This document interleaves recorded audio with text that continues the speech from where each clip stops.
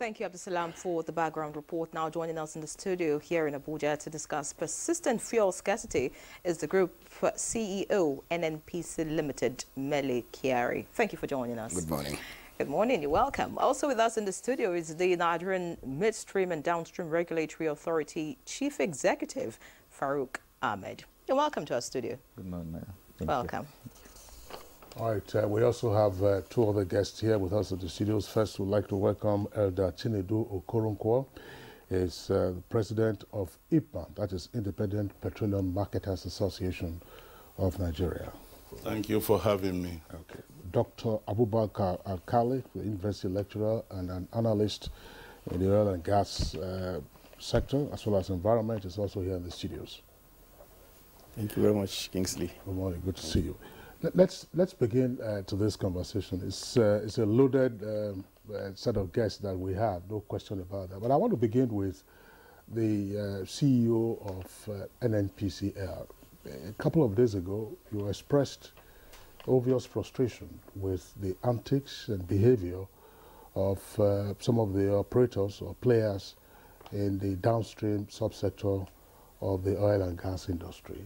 That we had some 45 days of supply available, and yet in major cities, in Lagos, for instance, and elsewhere, and here in the Federal Capital Territory, until perhaps yesterday, there were queues all over the place. And where there were no queues, of course, you also saw that pricing was somewhat arbitrary. So tell us, Madam Mele Kyari, what is happening in the downstream sector with regard to availability of PMS? Thank you very much, Kingsley. First of all, we do not have a supply problem at all, because as we speak now, we have over 28 days of supply, even if we evacuate up to 60 million liters every day of PMS into the country. So you do not have supply problem. This assumes that even if you don't bring any drop of fuel into this country, in the next 28 days, you will still have 60 million liters to give out to Nigerians on a daily basis. So you don't have a supply problem. Now, what the challenge we have a distribution problem. This distribution problem comes off as a result of the realities that happened. First of all, there are shifts in the market in terms of the logistic cost of our business. Taking product from the mother vessels into the terminals, and from the terminals all the way into trucks to the fuel station. Several things change. And we do not have an automatic adjustment system that will respond to this because of the subsidy regime that we're operating in the country. There's nothing wrong in governments running subsidy. It does happen everywhere in the world. It is a choice of our country that now we need to subsidize this to make sure that the ordinary people don't suffer from the vagaries of market forces. This is very understandable, and we as NNPC, we are here to deliver on this. But the key issue is that once you have a glitch, people take advantage of this, and then an arbitrage environment has come up. For instance, when people take this product in the sense of just recovering costs, they escalate those arbitrage to levels that are unreasonable. That was the frustration that I had expressed 2 days ago. And what exactly is causing this is because you have a huge country. You have a huge logistic challenge. For instance, in the country today, every day for you to meet the 60 million liters plus demand level in the country today, you need to have over 1,700 to 1,800 trucks every day on the road. And for you to do this consistently, that means you have to load 1,700 plus trucks every day on a continuous basis. And some of these trucks take up to 7 days to get to their final destination, and maybe another 7 days to return. So you can see that you have a multiplication, 1,000, 35, 50,000 trucks running in this country. And once you have a minor glitch, issues around road issues, accidents, and you'll just see these trucks getting stuck. They cannot reach their destination, and you'll have a very small glitch, and that glitch now becomes a major problem. And for ordinary consumers, it's also very obvious. When people see 3, 4 cars in the fuel station, they will naturally rush in. And when you're supposed to buy, what your need is just 10 liters. And when you see a queue of 10 cars, as you see now, you're going to say, let me fill up my tank. And instead of you spending 2 minutes in the fuel station, you end up doing 10 minutes. And you see the queues stretching, irrespective of the fact that you have product in the fuel station. And this is what we call panic buying. Panic buying doesn't mean that people are afraid, no, but what it means is that people buy more than what they require. And as you do this, you have to add more and more supply beyond what they need to make sure that that panic is eliminated. And that's why you are seeing the queues across the country. There's no scarcity of fuel, but there is a clearly issue around people responding to the realities that we are facing today. And as you can see, in fuel stations where the prices are allowed to move the way they want, I think this is the best way to put it. You will see that you see no queue today all over the country. And then in locations where those prices are clearly regulated, that is where the sales are coming from, maybe NNPC fuel stations and some major marketing companies. Now you will see that people queue up, and it's very understandable. There's a distinction between buying fuel at say 180 naira and buying at 350. So no one will go and queue up in a filling station where you are selling at 350 when he can see the one at 180. So this is why we engage. And I'm very happy about the developments that happened 2 days ago with our partners, MOMAN, IPMAN, other regulatory agencies, government security agencies, to see how we can normalize this. And there's an absolute commitment now, this moment as we speak, from all stakeholders. And Elder Chinedu will speak to this, I'm sure. There's an understanding that the depots where some of these challenges actually were initiated are now responding to this. We have a uniform basis where logistics costs are handled below what everybody knows, below what it meeting 2 days ago. And the end result will be that once you crash the prices at the depot, it will crash at the fuel station, and that arbitrage will go. People will see that the prices across the stations, whether they are owned by independent marketers or NNPC or this, they will have some normality. And that normality will take people away from the fuel stations, and those queues will vanish. Where there is a real challenge. There's an arbitrage environment. This is the clear problem that we have, which extends across our borders. And I need to emphasize this. Across West Africa, today Nigeria accounts for about 70% of the total consumption in West Africa. We're a huge country. We're a large population. And by the way, we're a very prosperous country. And therefore, people want to drive cars. People have big cars. People have convoy of cars, not because of anything else, because they can afford it. And that means that, you have more requirement for fairness in this country than in any other country. But by the way, you also have neighbors who cannot afford to import petroleum products. And this is the reality that we are seeing. And we are monitoring data. We are monitoring movement of petroleum progress. Today, you can find Nigerian fuel in faraway countries. There's practically no West African country that you will not find Nigerian fuel. This would have been market. But it is not so, because we have a regulated environment in our country. Some of them cannot even afford to import product into their country. Some of these countries are clearly challenged. And therefore, it is almost impossible to completely eliminate cross-border movement of fuel until this arbitrage is removed. But we know that there is so much work that's going on by the Nigerian Customs, government security areas, to make sure that we curtail this to the BRS minimum. And that is why you manage too many things trying to stabilize distribution in our country. And I think that we have a line of sight today with the understanding that we have reached around the ex-depot prices, which will now come to normality. Many of the issues around the roads have been addressed, and therefore there are fewer issues around the road transportation mechanism that we have. Our unions, PTD, NUPENG, and all aligned to make sure that these products get to location. And the combination of all this, and also managing the price across the stations, will surely make sure that they will exceed this, as we're already beginning to see outcome of these interventions. All right, many thanks, Mele Kyari. Of course, you have pointed fingers at so many factors, that are responsible for what we're currently experiencing in the country at the moment. But you made mention that there's no fuel scarcity, and I'm sure an average Nigerian watching you at the moment would disagree with you totally, because there is actually fuel scarcity across the country. And in places like Benin, like we mentioned earlier, and some parts of the southeast, people have gone out to the street to protest the fact that there's actually no fuel, and in certain cases where the fuel is available, it is very expensive, above the 350 you said, sometimes 400, sometimes 600. Now, like I said, you mentioned other factors responsible. Some people have pointed fingers at the NNPC itself as being responsible for what we are facing in the country. I remember on July 19, I interviewed you on the Network News. You joined us via Zoom, and you talked about the NNPC Limited being repositioned as a result of the transition, and that petroleum products were going to be affordable, they're going to be accessible. You said so much, and then your slogan, energy today, energy tomorrow. But it's obvious that there's no energy now, and Nigerians are not sure there will be energy tomorrow. Could you please react to the fact that people, a lot of Nigerians, think that the NNPC is actually responsible. they think that maybe the management or something, or maybe NNPC hasn't gotten it right with, you know, the limited liability company. Now that you have moved, they say it's commercialization, not privatization. You clear the air much later. So, I mean, please just let us know exactly what is going on with the NNPC. Are you capable? Thank you very much. I think there's no issue of capability. First of all, let me also state the position of the law. The law said that this company, this NNPC Limited, will be providing energy security for our country. So it's a requirement of law for NNPC to ensure that we provide energy security for this country. So not doing this is a breach of the law.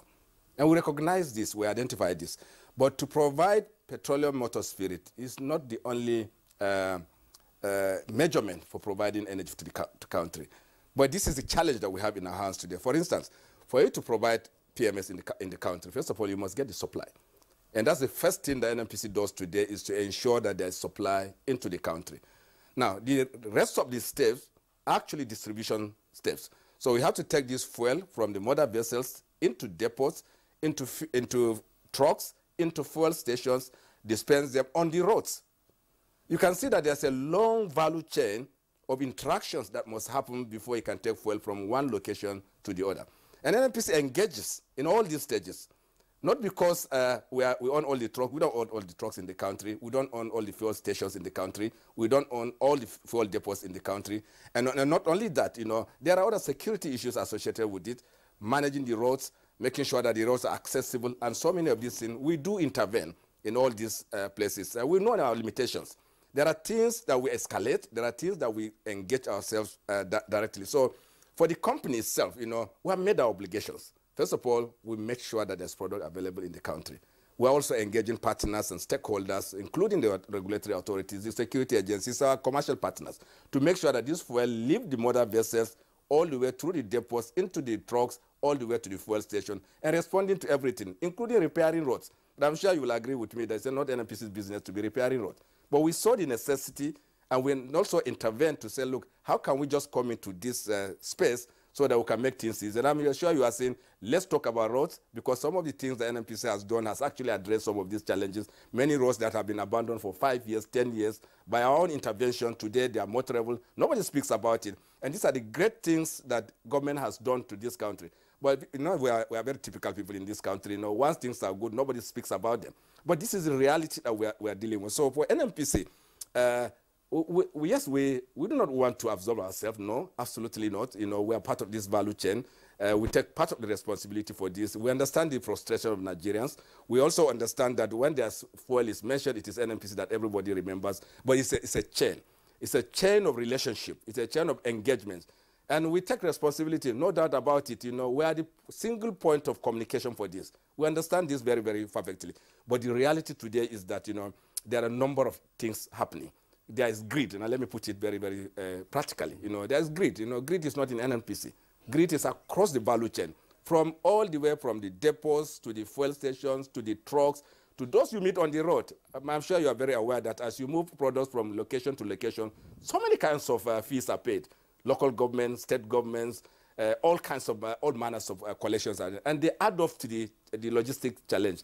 And ultimately, our engagements, our most recent engagement has addressed this, so that those complications that are outside the control of the NNPC are now addressed because of the engagement we had with our trade partners, with the government security agencies, with the regulatory agencies, and we are very optimistic that, yes, it's a very big transition.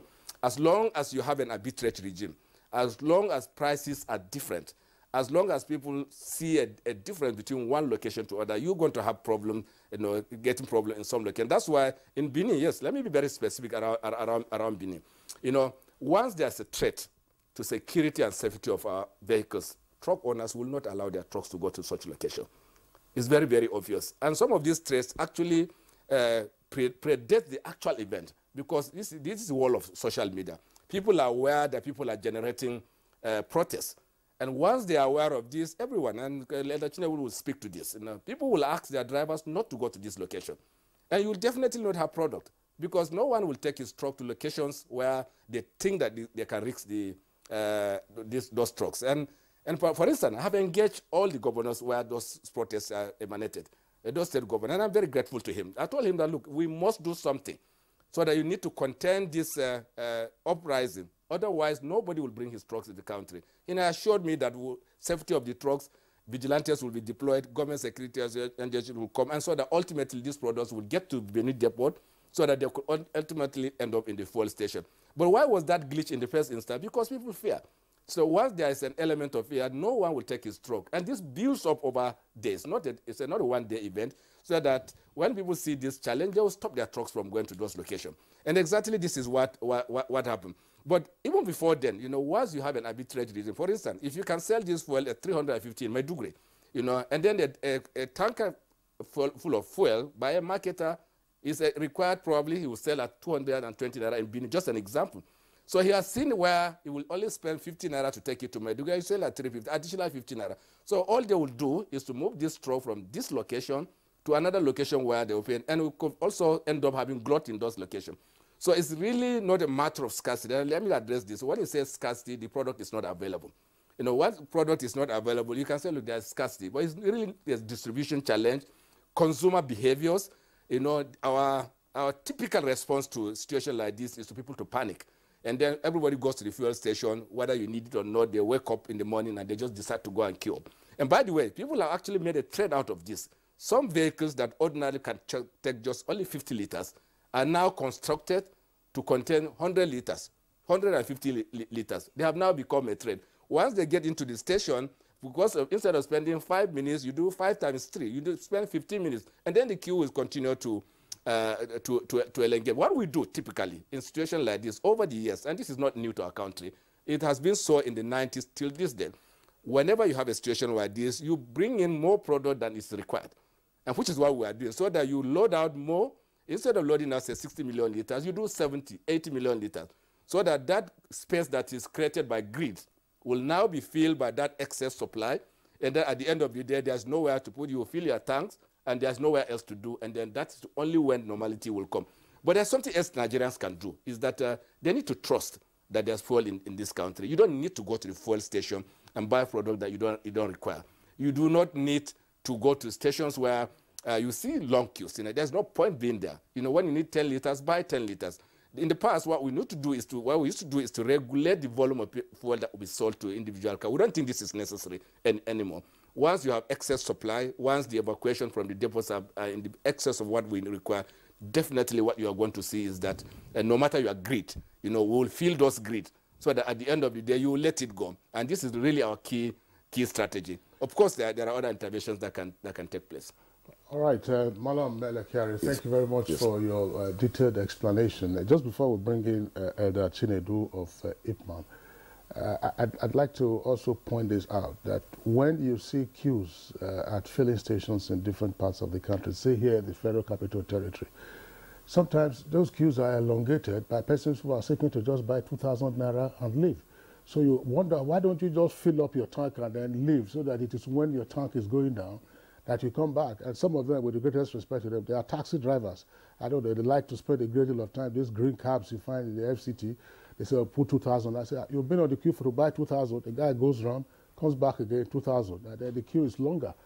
I go top up my tank, and then until I feel threatened again before I return. You cannot blame them. I think the financial power of every Nigerian is different. So if some people can afford to fill their tanks, some people cannot afford to do that. And at the moment, with the issue of the new Naira notes and it being scarce, people not having access to cash, and I hear that some filling stations will not want to do transfer or want to, find any other way to get money to them. They want to see cash, and you don't have the cash. What do you do? So, I mean, there's so many reasons why all Nigerians cannot afford to fill their tanks per time.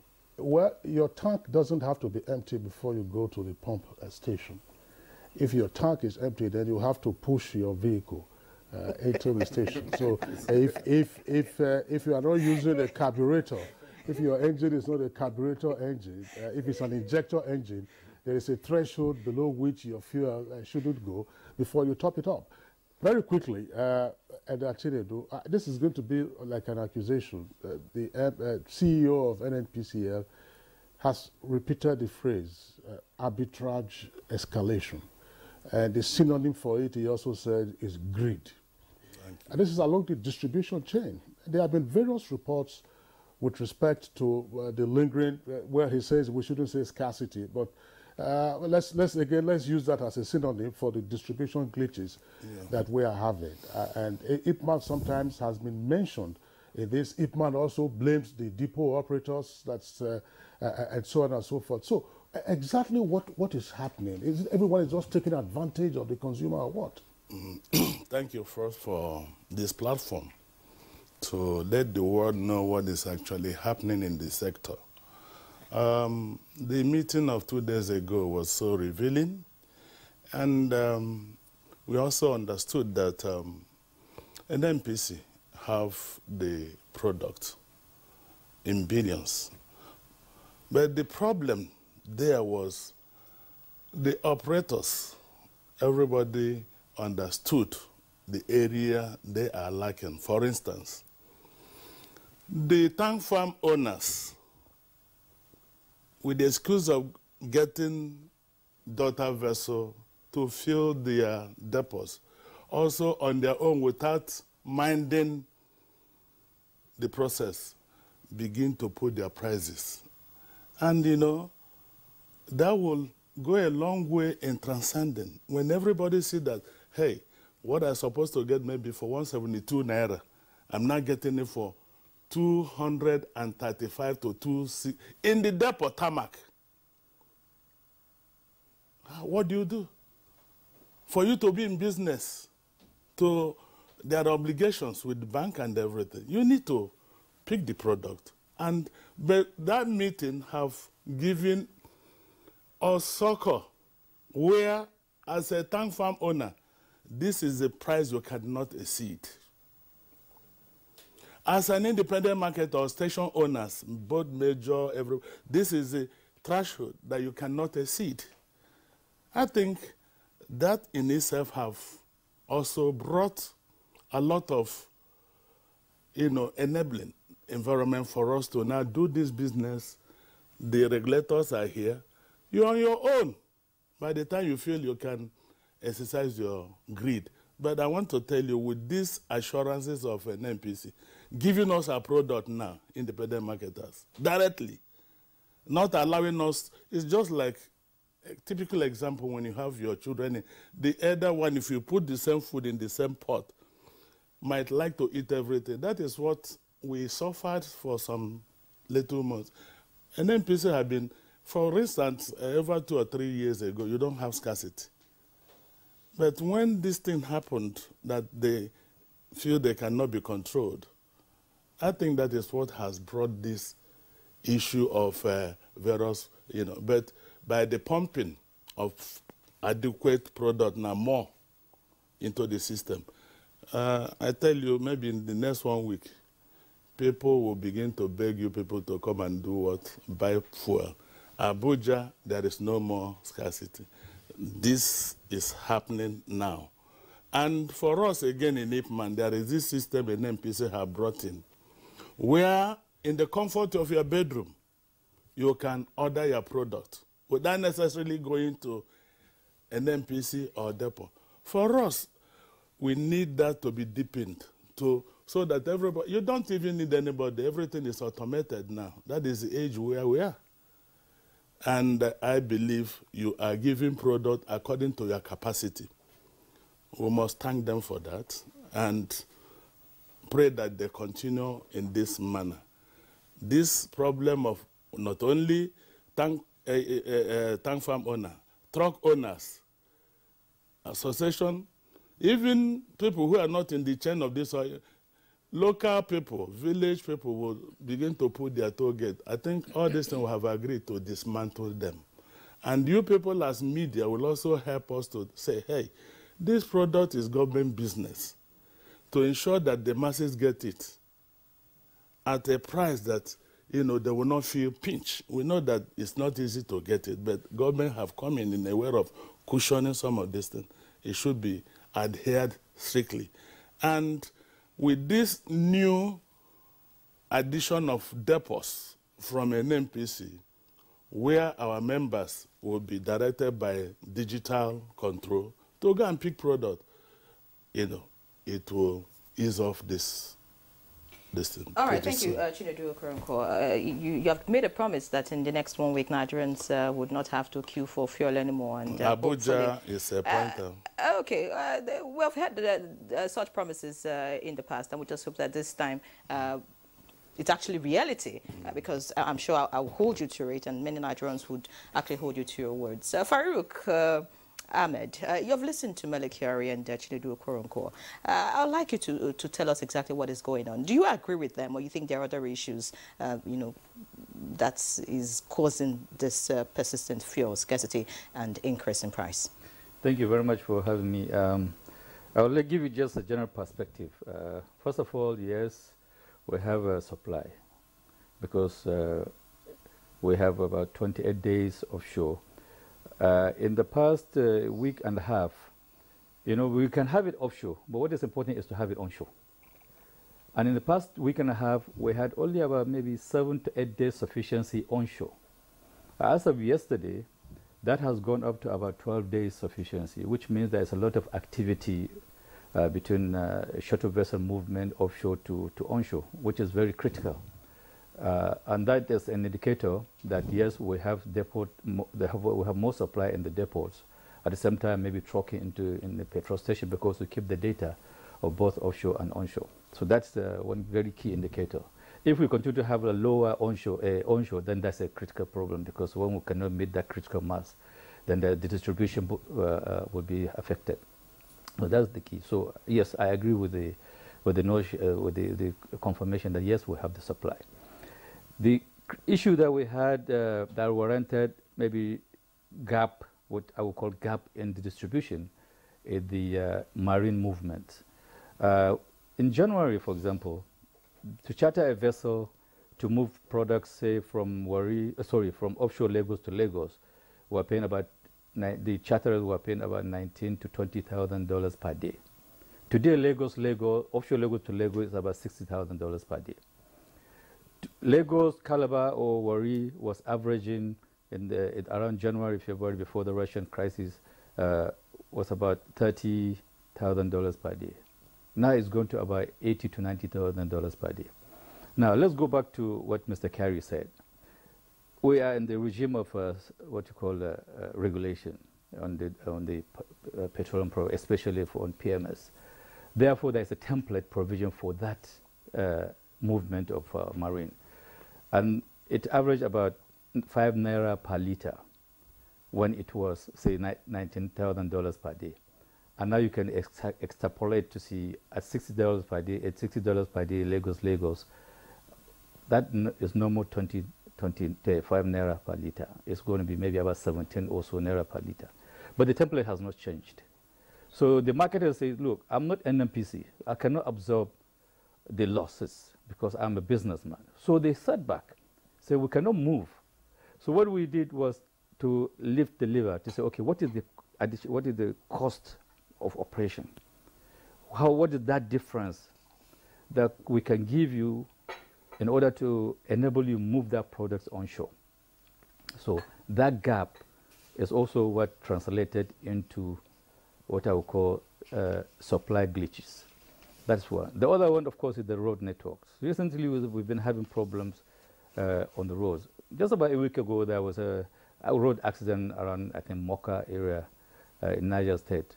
One truck or two trucks tilted and blocked the road. There were almost a kilometer long of trucks waiting to, say, move to the other northern parts of the country, not only FCT, but the other. So that created another gap of supply. Now, this is exactly what's about. Now, when you have these gaps, of course, you create arbitrage because it's supply-demand. So there's more demand, there's less supply. So it's the matter of who can pay higher. And that's why some of the marketers, of course, took advantage. Both, I would say, Ipman, Moman, Dapman, that's the depot owners, and the retail outlet owners took advantage and escalated the price. The other issue, of course, is that because of control that we have in most of the major cities, whether it's Port Harcourt, Lagos, Ibadan, Abuja, you know, there's strict control because of the city. They tend to go to the rural areas. where you can go and buy it at any price without much. Of course, it's our responsibility as a regulator to ensure strict monitoring and enforcement, which we did. A couple of weeks ago, we had to shut about 7 depots because of escalation in the export price that Elder Chinedu was highlighting earlier, going beyond the actual agreed price.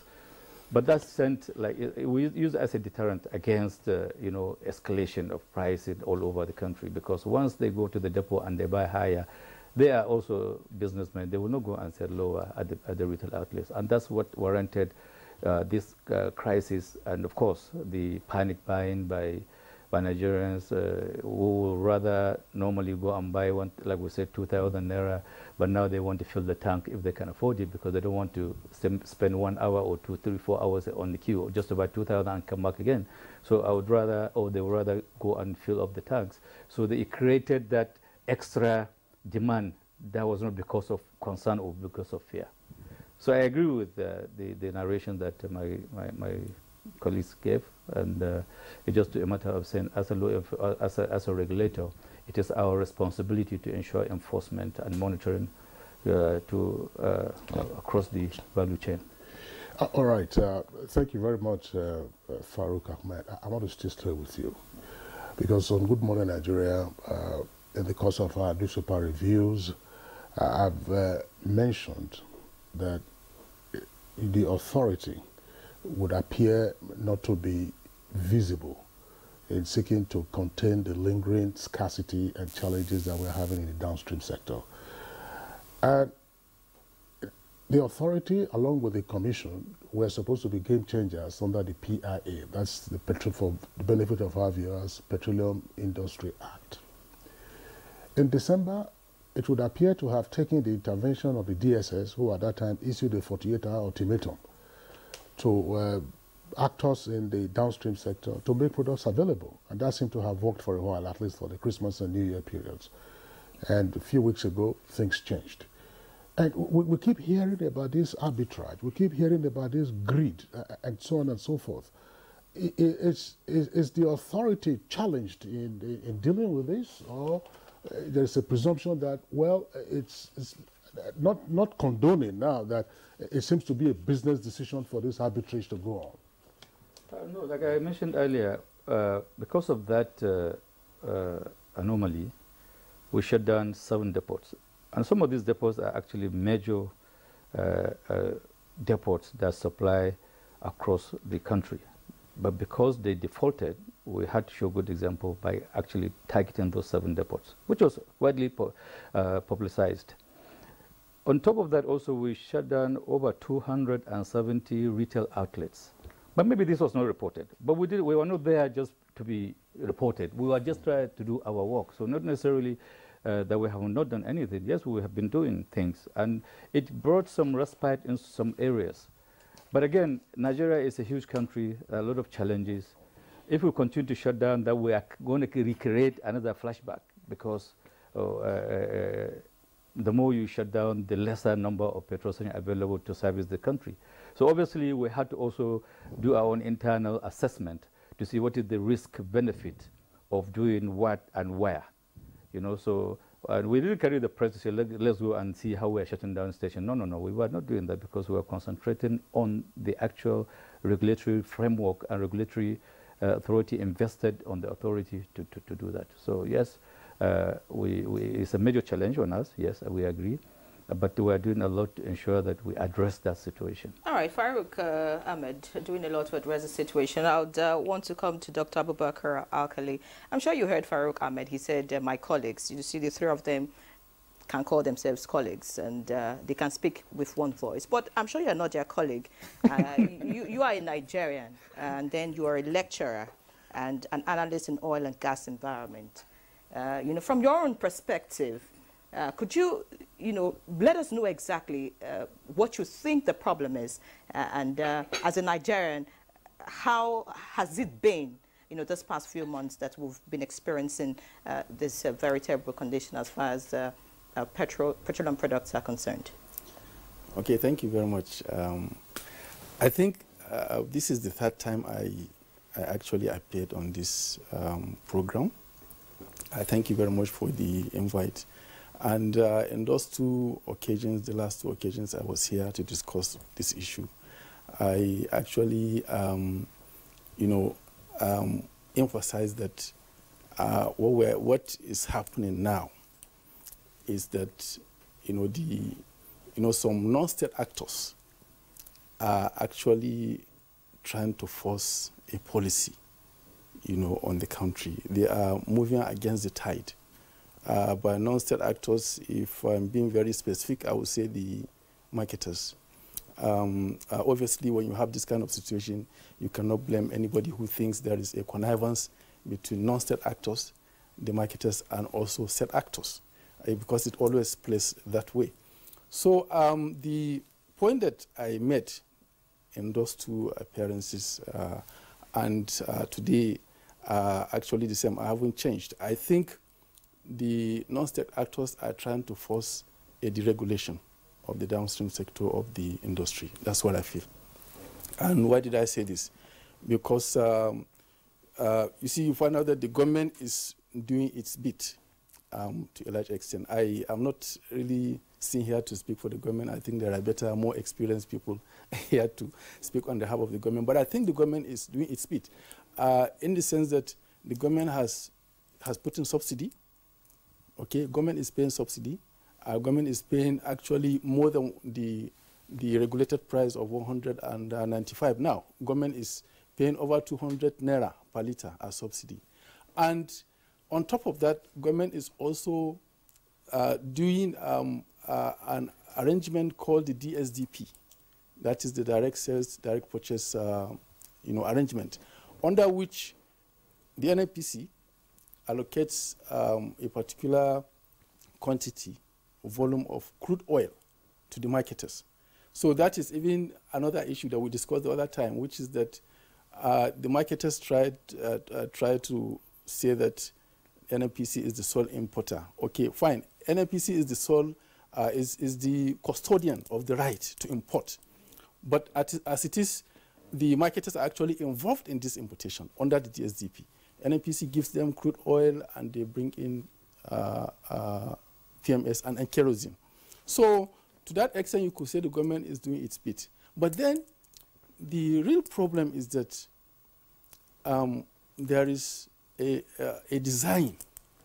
There is a well-conscripted design to force the government, okay, to open up the downstream sector so that the forces of demand and supply can determine the price of the product. That is what the non-state actors are pushing for. And this has been going on for a long time. Anytime the marketers, the non-state actors want to, push their demand, want to have an increase. Actually, this time they want full deregulation. But in those years, anytime the marketers want to have an increase in the pump price, the hot fuel, and the CEO has said that much. There is greed, okay? So they hold this fuel, and then at some point people start saying, please, even if it is at a higher price, let us have the fuel. Okay, so this time I think there is a plan which started, because this latest round of fuel scarcity actually started end of 2021, into 2022. So I think it was a design such that, so that it will coincide with the change of government, and then then you have a deregulated sector of the downstream, and that is why I keep saying that the major thing here is regulation. Of course, the chief regulator is here, and the fact remains that unless we have, because it has been established here that this product is in Nigeria. There is enough product in Nigeria, on the shores of Nigeria. But, forces, negative forces that are moving against the tide are preventing this product from getting to where it should be. So that is where the regulation comes. And I fully agree with what the CEO recommended the other time, that we actually should have, tribunals to try holders of fuel. Of course, if we can have tribunals to try election cases, we should have tribunals, we should have special laws to try hoarding. This is where, you know, the next step of regulation of this industry. There should be special laws from the National Assembly, from the other stakeholders, from the judiciary. We should have special laws to try holders of fuel. Dr. Abubakar Akale, thank you very much. There are laws already in our books dealing with hoarding. These are economic crimes. No question about that. You've made a number of very important points, just as you did when you appeared on 2 previous editions of Good Morning Nigeria. But in terms of the deregulation and its linkage to the subsidy regime, we also must acknowledge that the government has factored that into the budget. The Appropriation Act says that by June, subsidy would go. And at some point, the Minister of Finance did say that they probably will bring the date forward. But I don't know how that is going to pan out. We're in February already. How many months do you have left to June? If you recall, there were those arithmetic that they had to deal with the National Assembly in terms of calculating the numbers with respect to subsidy regime and how long it would last. I want to bring in again Mele Kyari of NNPCL. It's astonishing that we have to have 1,700 to 1,800 trucks on our roads every day in order to be able to satiate the demand for PMS in our country. I mean, by any stretch of the imagination, that's mind-boggling. And a number of them get involved in accidents, and on a weekly basis, we get to see those reports. An issue we have also discussed on Good Morning Nigeria, which then takes us back to what went on before. We've had a guest on Good Morning Nigeria who has described for us the pipeline network in Nigeria, that were planned, were constructed, yes, vandalized in different locations over the years, but that if those pipelines were fixed, we are likely to overcome some of the glitches in distribution that we are facing at the moment. NNPC is doing what it's doing in terms of its infrastructure tax credit and so on and so forth. But in this conversation around the distribution network and the challenges that occur therefrom, no one ever talks about the pipeline networks and what needs to be done. Mr. Kyari. Yes, thank you, Kinsley. First of all, by design, the depots that we have across the country are in such a way that no truck will move longer than 400 kilometers to get to any destination. So this is by design. In some places, even far shorter distance than that. This is the design.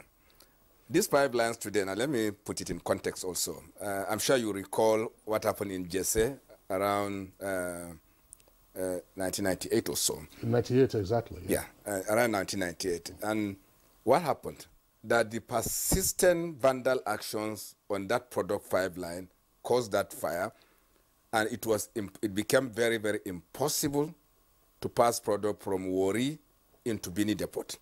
So since that time, no one is able to pump product from Warri into Bini, and if you don't do that, you cannot pump to Ore. That means Ore Depot also died with that situation.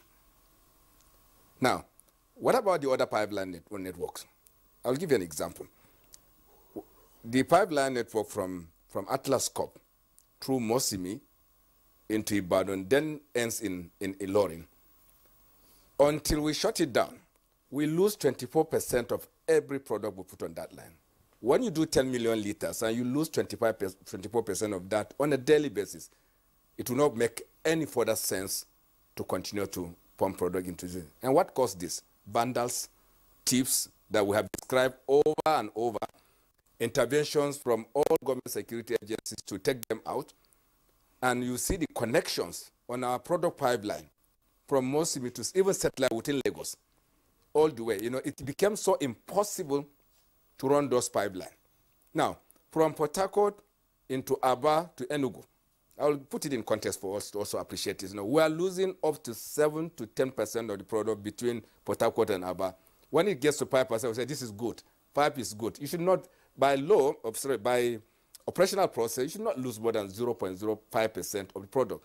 But when you say at 5% you are okay, This is bad, but we're losing up to 10%. Now, when you take it to Aba, from Aba to Enugu Depot, at a point when we pumped 10 million liters, we recovered less than 2 million liters. That means you are losing 80% of the product without any spill. Without any spill anywhere. And it's impossible to run this pipeline. So what do? Technology can come into play. You can do surveillance. But of course, more than that, you have to do something different, which is that where it is clearly challenged, you need to do what we call HDD. That means that you need to bury these pipes deeper so that you need a rig to reach the pipelines, which is the intervention that we're doing now. We now say, look, private partners come in, construct this pipeline, reconstruct them. By the way, there are integrity issues because of age. Some of them are 40 years old, 45 years old, and we understand there are integrity issues. But more than anything is the action of vendors that is causing us to abandon the pipeline. And now we're putting in place a build, operate, transfer mechanism where private sector will put their money, do HDD lines where they are necessary, upgrade the depot facilities so that we can now return back to that normalcy. But that's not something you can do in 2 days. That means you have to continue to contend with the realities that you are going to use trucks to move product within our country. Yes, it is very true. It's a very, very cumbersome logistic nightmare. Anywhere in the world where you move 1,800 trucks every day on the road on a consistent basis, that means that cycle time is that you need, today we have, known to us, known to our system, we have over 38,000 trucks on our road just carrying petroleum product. And this is the reality.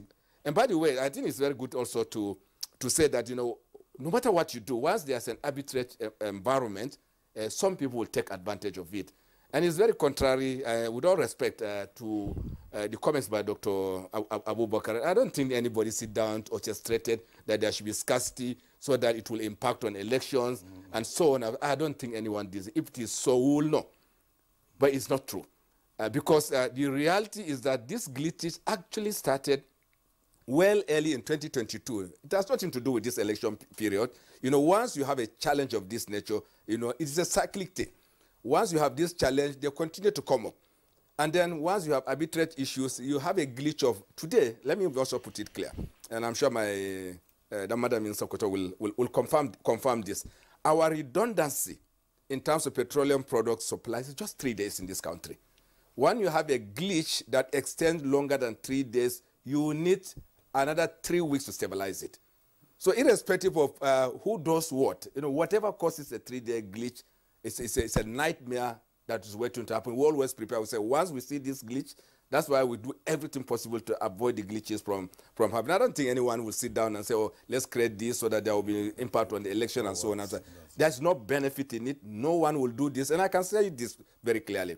There's no one issue by my being the direct report to Mr. President and Minister of Petroleum report. I can tell you this, there's no one issue that bothers him like this.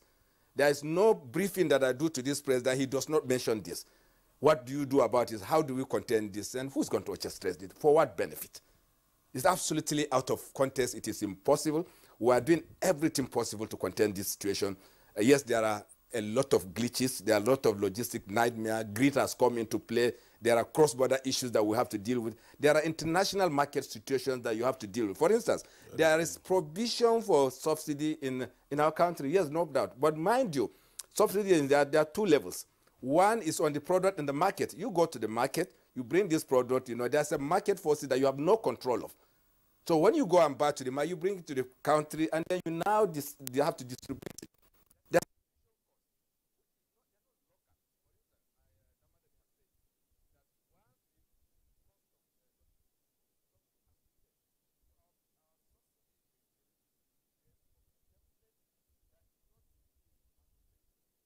international market. For instance, instead of paying 5 naira, as he has said, you are now paying 17 to 22 naira to move product from just a mother vessel in Lagos into tanks in Lagos itself.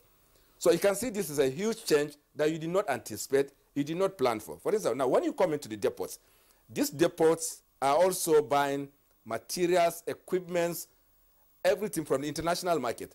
There's a movement of that. The price of the naira exchange rate has moved, that the subsidy regime did not see this, couldn't have foreseen this happening.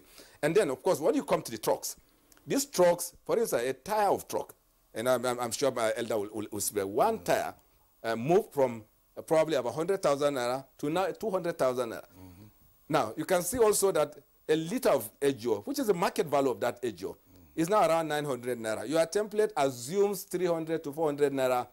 So these are changes that are not anticipated, that are not unforeseen. The moment you adjust for this, you create an arbitrage environment. Now, what's the other way of doing it? For instance, today when NPC brings products in this country, and this needs to be known to Nigerians, when we bring this product at any price, today our landing cost is probably around 300 naira. So when we transfer this product at 113 naira to the oil marketing companies so that they are able to sell at 170.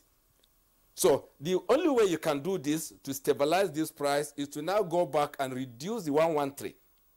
That means that literally what you have to do today to achieve 180 naira is for you to reduce the landing cost by 80 naira. That means, well, what you are saying is that go to the depots, NMPC sell to everybody at 20 naira per liter. And this is not real. This is not reality. There's no country that has done this and succeeded. Yes, there are countries doing this today. You know, people point at Venezuela, Iran. Yes, they have a different reason for maintaining it. And we are really not impacted by the reasons that they have. They were a very different situation. But this is the reality that we're dealing with. And I know that so much is going on, government security interventions. I know the kind of work that we do with the government security. For instance, in Abuja alone, we have over 120 DSS officers following every truck to fuel stations.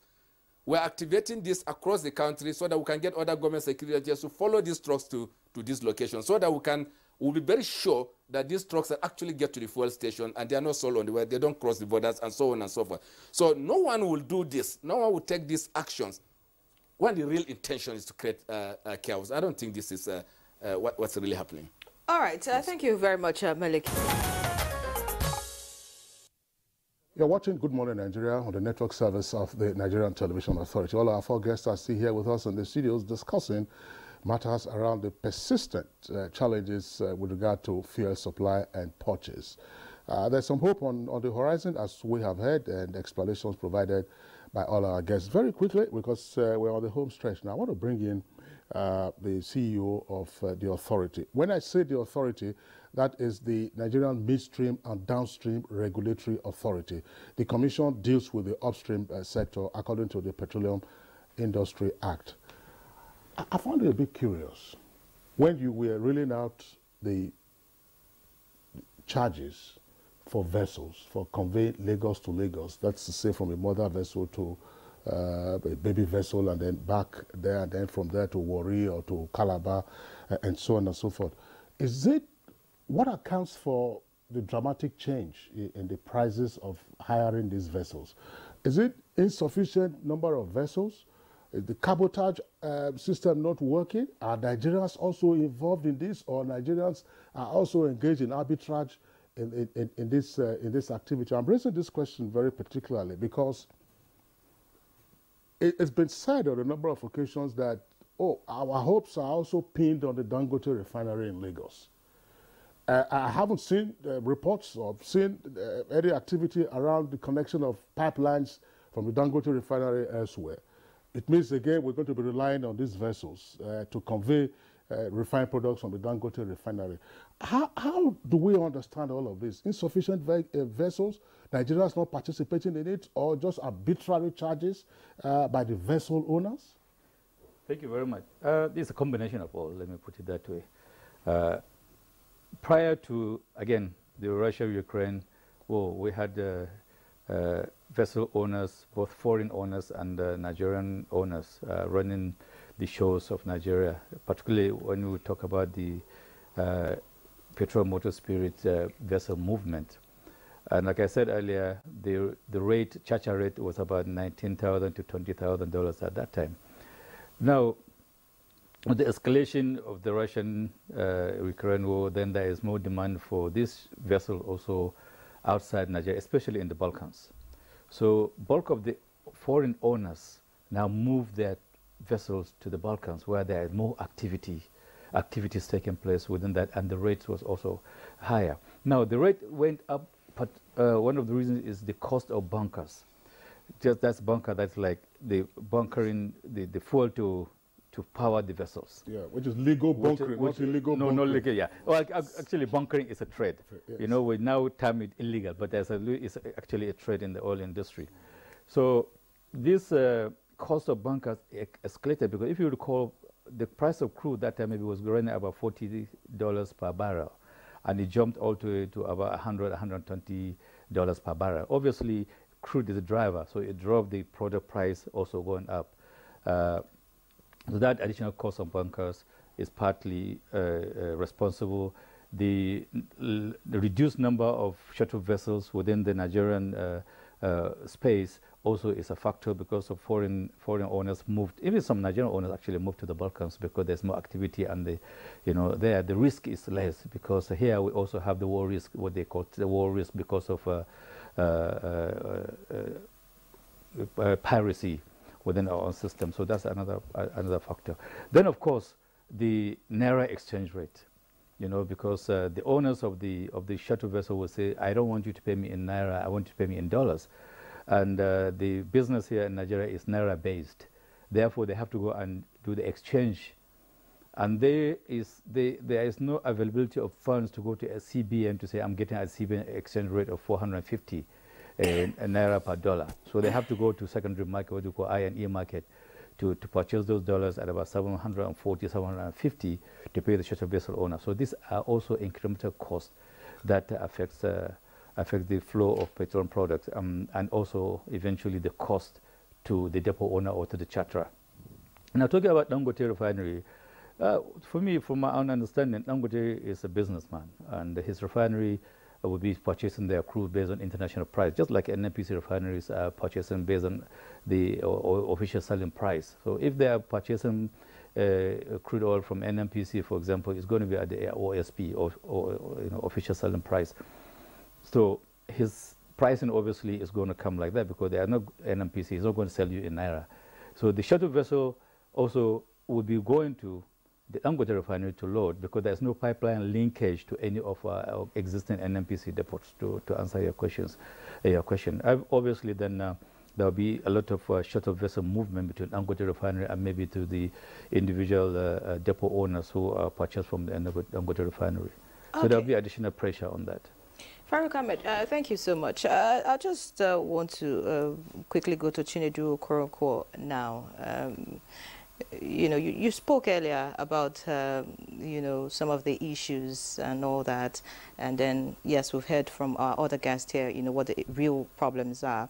But I want to find out, is that something that is being done about sharp practices by marketers first? Mele Kyari mentioned that, there's diversion. Sometimes marketers get the fuel, they divert it to other places and all that. Outside that, we find that even when the trucks manage to get to filling stations, I'll give a simple example. On Tuesday night, on my way back from work at about, say, 11 p.m., we saw trucks offloading the product. And we're very optimistic that the next morning we'll get fuel at those filling stations. Unfortunately, the next morning, those filling stations that received fuel that night that we saw were still shut. So it means that somehow these products are sold to other people, or probably sold to black marketers. That's an issue, because NNPC has said, well, there's availability of the product, but we are not seeing it on the street. The marketers are also involved. There's also the issue, panic buying he talked about. Some of these filling stations could have like 15 pumps, 20 pumps. You get there and they're selling with just 2 pumps. That way the queue is very long. And people cannot, buy what they want to buy and move on to other things. I mean, what are you doing, to check these activities by the marketers? Because I think that it's making the condition really worse for the average Nigerian. Thank you. I think basically what we need to do now is to come together. We don't have the power of coercion, my members. I'm not speaking that in every Judah there could be, in every 12 there could be a Judas. But remember that from what our chief operator have said, Mele Kyari, that the take somebody from DSS who will escort the truck to the filling station. So, you see, that chain of giving my members that bad names, you say you went there the next day, they've not started, you would have asked, what is the reason for you not to have started selling? They said they don't have the product. The filling station. But you saw them offloading. At night, 11 p.m., I will be specific, just I don't want to mention the name of the filling stations. On my way home from the office on Tuesday night, we saw trucks offloading the product. Offloading there? Yes. Then the next day, and the next day, the filling stations were still shut, but around them you could see black that is marketers where with you people, you too have so to much of the product. You too have to help us. Security is no one's business. When you have noticed something like that, you have his number, you can call him, please. I saw them offloading last night, and we are here. Nothing is happening now. They're even telling us no product. You would have solved the problem. Because how many Nigerians have the contacts? No, you. No, it's not about. See, I'm in Abuja. I'm sure this is happening in Benin, happening in other places. I mean, your own opening of this thing will even go a long way to, ameliorating some of this. And let me tell you, we have gotten the answer in that meeting. What is the answer? Where all marketers now will buy the same price at that tarmac. And when you buy the same price, you take it to a filling station. And there is another hope now that more product will be pumped into the system. If we are doing 60,000 barrels a day, a million liters a day. Now, maybe if they up it up to 70, it will also create a lot of availability. Let me also tell you, when we have dry season, we have porous border. And he has also brought a hope that customs and this thing, they have gone into alignment, with them on how to help us. We are a big country and we have neighbors. And I think my suggestion is that NNPC should also, maybe by way of helping our neighbors, put their own filling station within those neighbors. So that these people, when you have a big brother and you are living with people who don't have money, you create some enabling environment for them so that they don't come into your space to begin to disturb you. I think an NPC will be doing that to help us. But the thing is that the demand and supply are the major thing here. And now we are going to have more pumping into the system. Will you drink your fuel? Like he was saying, non-state actors. Nobody, businessman, will keep his money. And you are allowing, that is why it is not easy to control business. When you don't want to sell, other people are selling. What will you do? If you put your product maybe 300 naira, the other one is selling maybe 200 naira, and they have a lot of them selling for 200 naira. Yeah, 300 naira, nobody will come there, and you are losing what? Money. Okay. Elder Chinedu, thank you very much for your explanation. But what is left unexplained on this occasion, we do hope that we'll have the benefit of your attendance sometime in the future, would be why some truckers are engaged in fuel smuggling across the borders. Why? That's the key question. Why are they doing it? It cannot be explained away by nature of business XYZ. Just smuggling is an offense. Why do they engage in it? Before I lose track of that, because Farouk Ahmed, the CEO of the authority, touched on it in terms of explanation. Malam Kiari, we've had on Good Morning Nigeria several assurances with regard to the supply end of the products. And a critical element in the supply ends will be domestic refining. It appears that deadlines have shifted. The Port Harcourt refinery is undergoing rehab, and I think one or two other. Just give us very briefly the state of rehab of the 4 active refineries, and if there are others also on the pipeline. Yes, thank you very much. First of all, thank you for this question. First, we have promised this country that will restart the fuels plant in Port Harcourt refinery in the first half of 2023. And we are very optimistic that we'll do this before the end of the tenure of this president. We're also aligning that schedule with that of Warri Refinery so that we can also start the fuels plant. For Kaduna, I cannot promise this because we have gotten the Daewoo, the Korean company, to commence the turnaround. It has less challenge. And of course, we will also deliver it, but definitely not within this time frame that we're talking about. And we invite you, at your earliest convenience, we'll take you to the refinery to see the amount of work that is going on, and we're very, very hopeful that this will be delivered. And also don't forget that NNPC owns 20% equity in the Dangote refinery today. We're also very optimistic that before the first half of this year, this refinery will start. Once that has happened, you know, the issue of import of petroleum product into our country will be gone forever. We'll actually become a net exporter of petroleum product. And coming back to what the madam has said, you know, it is not this understanding that once you start local refining, prices will crash. No, this is not so. It is very unlikely to play out that way because first, crude oil will continue to be the major feedstock for every refinery. 70% of your operation cost always comes from crude oil as your feedstock. This is priced at international market. What will change? Two things will change when you start local refining. It gives you security of supply. Now, when you place an order, it takes you 14 days to get this product from Europe into our country. And that can be a matter of concern. Any glitch, weather, or something happens, worst situation, you run into trouble. But once you are producing locally, that product becomes very close to you, then that issue of energy security becomes much more assured. The second thing it does, it reduces the logistic cost. Because for you to move product from Europe to here, probably is going to cost you 21 naira today per liter to move a liter from Europe to our country. Now, when you bring it closer home, you're probably going to need 7 or 8 naira to move it from one location to the other. All things being equal, that's all those arbitrage issues around cost of STS vessels go away. So it's going to compress your price in today's context, maybe probably by 17 naira or so net. That is significant. 17 naira is quite significant, but more than anything, it gives you the security of supply because this product will be close to the account. It clears other value, number of products.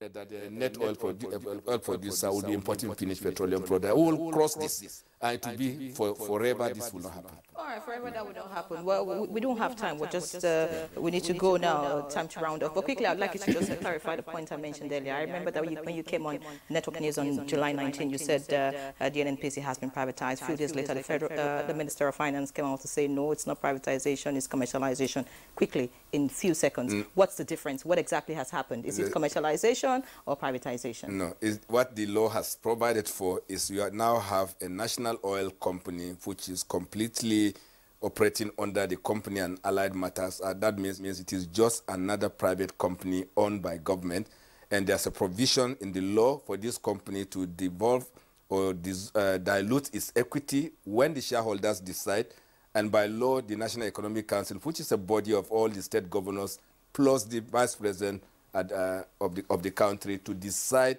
how much of this equity they can devolve, they can dilute, and at what price. So there are two steps. One is it's a very commercial company that must pay dividend to its shareholders. Today we have declared profit consistently in the last 3 years.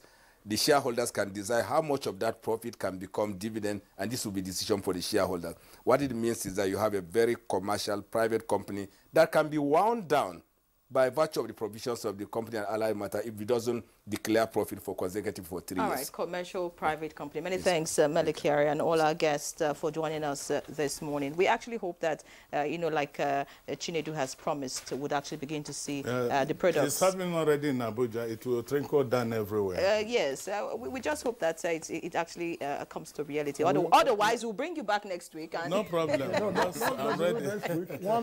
One issue, I hope you will clear that with the authority. Yeah. There was a time IPMA members were raising hell over the non-payment of their bridging claims. Bridging claims. We can't get into that now because we are pressed for time. Because your members were claiming, and the authority of PEF, as it then was, said, look, some of these claims need to be verified. But we'll get back to that on some other occasion. Thank you. Henry? All right, many thanks, gentlemen, for joining us this morning. I'm very excited. Of course, it looks like Nigerians can actually heave a sigh of relief. Succor is very close. All right, thank you so much, Mele Kyari, the Group CEO, NNPC Limited, for joining us this morning. The Chief Executive Officer of Nigeria Midstream and Downstream Regulatory Authority, Farouk Ahmed, many thanks for your time. We also like to thank Chinedu Okorokwo, the ICMAN President, Elder Chief. Thank you for joining us. Thank you for having us. Yes, and then Dr. Abubakar Alkali, thank you also for your time. It looks like that's all we can take on Good Morning Nigeria today. Many thanks for joining us. I'm Ian Ray John. Join us again tomorrow. Same time, 7 o'clock in the morning. As I always say, look after yourselves. I'm Kingsley Osadolo.